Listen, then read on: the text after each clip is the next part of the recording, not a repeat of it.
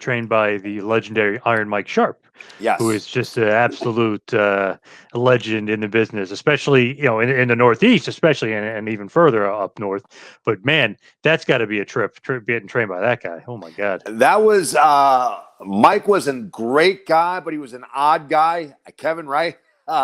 Mike, if you go to a wrestling school in this day and age, the trainers are probably in shorts or sweats or whatever. Mike Sharpe would put on his ring tights, his ring boots. He would wear the forearm band and he would oil up to train you. It was, and at that time, that didn't seem odd to me because I was new. I was just a kid.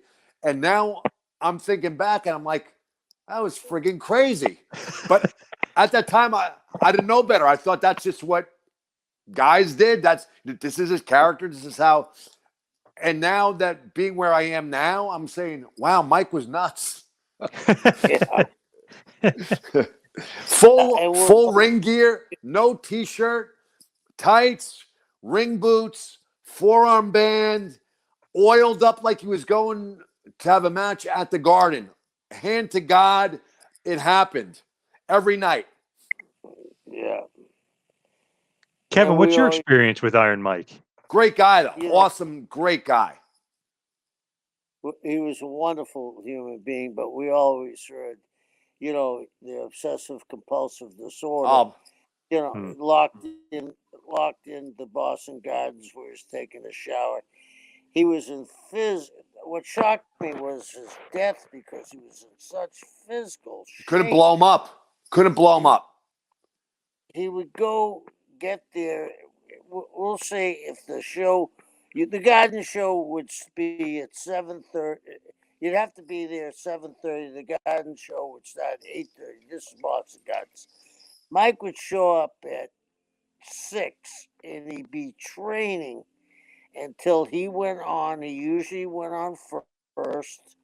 If he didn't go on first, he went on second. So he trained right up to the time he went out. Squats, push-ups, these bands he had, the iron spring. He'd come back, and he worked 10 to 15 minutes hard. He'd come back and he would continue working out till the main event finished. They would go in the shower. Mike would still be training when they were in the shower. After they were all dressed, Mike would go in, and this is no joke. Mike was, he was closed up in a couple of buildings where he had to call people to get him out. Crazy. And here's a true story too. And I don't know if you've ever seen it. Mike he didn't have a duffel bag. He didn't have one of these wheelie bags that guys have their gear. He had like a hockey bag, a giant goalie equipment bag. And inside this bag was many, many small Ziploc bags.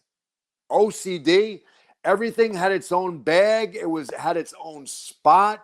This guy was immaculately clean, immaculately neat. And here's something else too. And it's just because we're talking about Mike Sharpe, you notice different things when you're actually involved in wrestling. And I've gone back when I was a kid. I knew of Mike Sharpe. He was basically an enhancement guy that I saw on Saturday morning TV, and I don't mean that in the negative way. I saw him on independent shows, and he would have great matches. But you never really, when you were a kid watching wrestling, you were registering the glitz and the glamour, the costume, the high spots. That's a lot of things, and that's great.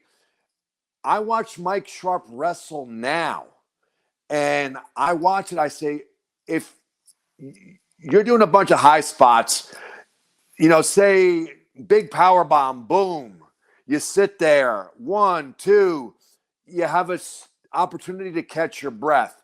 Big move, boom, 1, 2, you have an opportunity to catch your breath. You're selling. Mike Sharpe punched, forearmed, stomped, but he didn't stop. And as basic as that may look to an untrained person watching, that takes incredible cardiovascular to start. He would knock you down, pin you, kick out. He'd pick you up, bring you to the corner. He didn't stop. There was no time to sell. When Mike was on you, it was like flies on shit. And watching it with a trained eye now, you see what incredible cardiovascular this guy had. There was no time to sell. Mike was gonna pick you up and beat the shit out of you. And if you watch his matches, I watch it now and say, how is he doing this without stopping? He was an absolute machine. Kevin, right? And you're responsible for that as well. When I watch some of your stuff, Kevin, just like a pit bull, pounding the shit out of somebody without stopping, that blows you up. That takes a ton of cardio. That takes more cardio than big move, boom, 1, 2, kick out, sell. When you're nonstop clubbing somebody, you better have your heart rate going. You better have your cardio up. Right, Kevin? Yeah. Big difference. Big difference. Does anybody know how Mike died, John? Do you? No, I'm not sure. No, nobody. I know he died, but there's not much news on it. There's not much info. I want to find out. I don't know. And I feel like it was delayed, right? I feel like the announcement, I feel like he died and it was very delayed. We didn't know for a while. Yeah. I had heard that after he retired, a few places asked him to come out. And when he was done, he was done. He just didn't want to come out anymore. That's what I heard. I heard many independent groups wanted to bring him in, and he says, "Nah, he was just gone." I'm not sure if he was sour on the business or not, but when he left, that was it. He was done.